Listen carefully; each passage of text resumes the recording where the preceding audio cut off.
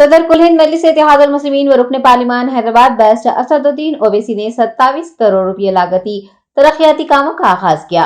हैदराबादी पार्लिमानी हल्के के याकुतपुरा में बैरिस्टर असदुद्दीन ओवैसी के हाथों 27 करोड़ रुपए की लागत से याकुतपुरा दरवाजे के पास तरक्याती कामों को शुरू किया गया। इस मौके पर रुकन assembly Syed Ahmed Pasha Quadri, Yakutpura youth leader Yasar Arafat, मुतल्लिका कॉर्पोरेटर्स, पार्टी के सीनियर लीडर, सरगर्म कारकुनान और मुहिब्बान मजलिस की कसीर तादाद मौजूद थी।